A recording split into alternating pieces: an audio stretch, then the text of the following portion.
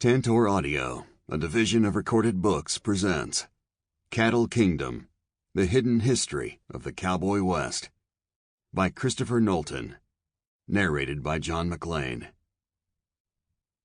To be a cowboy was adventure. To be a ranchman was to be king. Walter Prescott Webb, The Great Plains. Introduction. Throughout the summer and fall of 1886, a series of puzzling natural occurrences unfolded on the open range of the American West.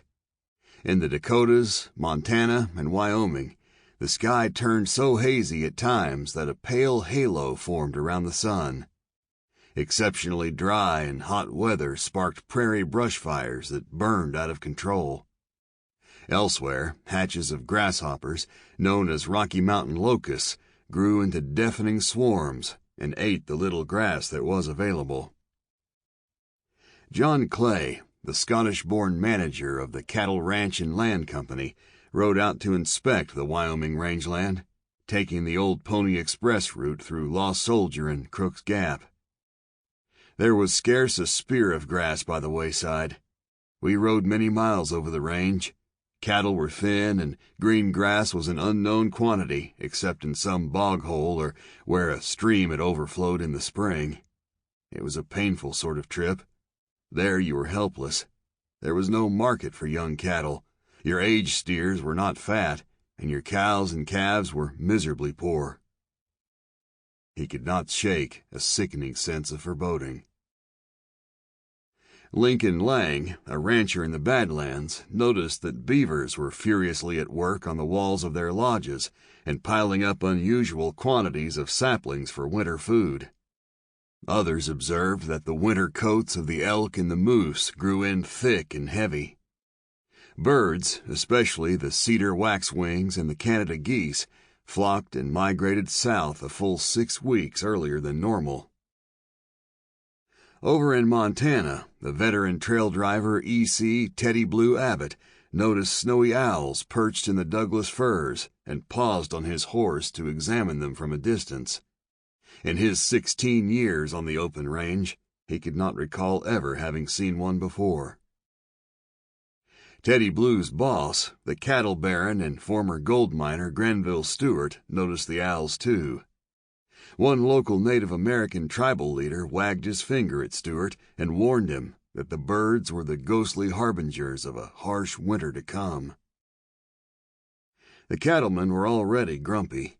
Beef prices had been in sharp decline for several years now, which had prompted many of the cattle operations to take fewer steers to market.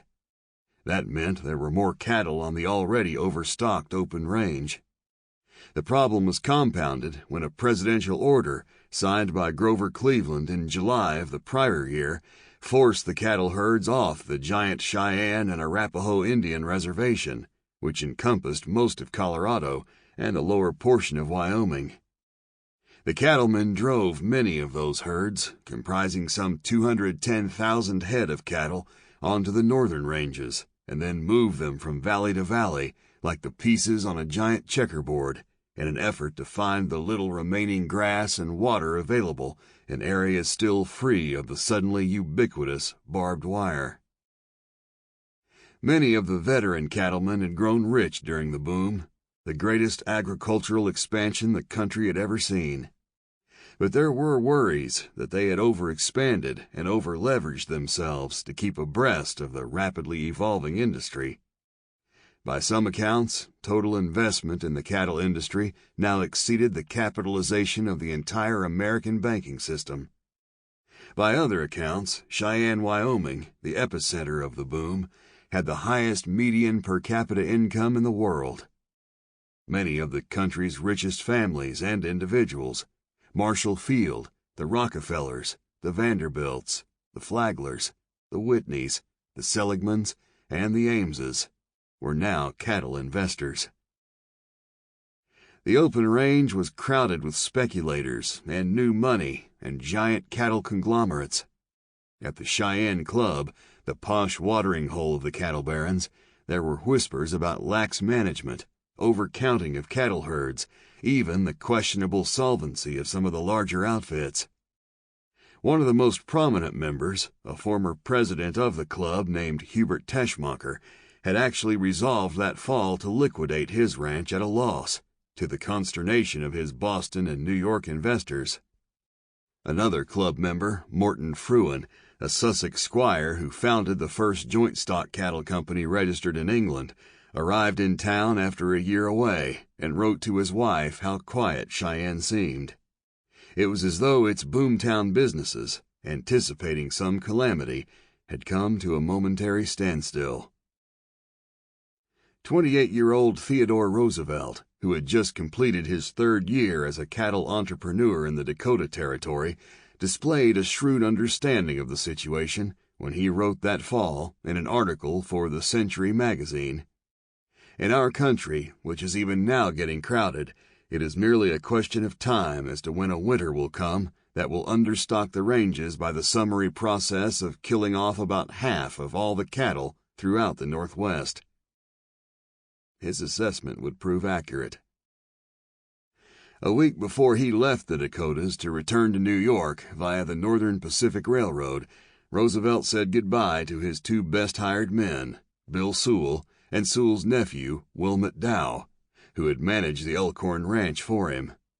The two men had decided to return east with their wives to their native Maine. Sewell had argued from the outset that the Badlands were unsuitable rangeland for cattle. Roosevelt had contradicted him, and now would pay the price. A short time later, Roosevelt's Badlands neighbor, the Frenchman known as the Marquis de Morès, departed for Paris, as he did every fall, leaving behind his towering slaughterhouse and immense beef-packing plant, by far the largest plant west of Chicago, a monument that matched his own ambition and ego. Although he wouldn't admit it to a local reporter, who had heard rumors and questioned him at the train station, his empire was teetering on the brink of insolvency. The first snowstorm arrived in November, followed in December by a gale-force blizzard that would last for 3 days. Granville Stewart was caught on a stagecoach between Musselshell and Flat Willow when the second storm hit. The visibility was so poor that he and the other passengers took turns walking in front of the team of horses with a lantern to guide them.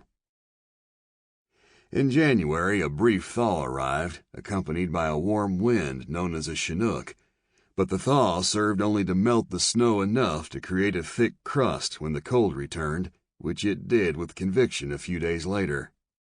The next storm lasted for 10 full days. The temperature dropped to an excruciating 22 below zero Fahrenheit and kept falling to 28 below, to 30 below, and finally, on January 15th, to 46 below zero. Over in the Dakotas, the temperature reached 60 degrees below zero in places and remained there. The snow was so fine that it stung the face. Whipped by the wind, it pushed through crevices and under door sills, and left little piles as fine as the sand of an hourglass. The cattle tried to drift before the storm, but the icy crust on the snow scraped the flesh from their knees and hocks. Those that sought refuge in the gullies and coulees were soon buried in snowdrifts, where often they suffocated to death. When another group of cattle arrived to seek shelter, soon they would add a second layer of carcasses. Others were trapped against barbed wire fences, where, immobile, they froze in the wind. The calf-bearing cows died first, followed by the old bulls, and finally the heifers and the steers. When the worst of the cold arrived, even the fattest steers died on their feet, literally frozen in their tracks. That winter, on the northern ranges, would be the coldest on record. Most of the ranches had trimmed their staff for the winter months, leaving few cowboys available to try to move the cattle to safety. Teddy Blue described the situation. Think of riding all day in a blinding snowstorm, the temperature 50 and 60 below zero, and no dinner. You'd get one bunch of cattle up a hill, and another one would be coming down behind you, and it was all so slow, plunging after them through the deep snow that way. You'd have to fight every step of the road. It was the same all over Wyoming. Sample complete. Ready to continue?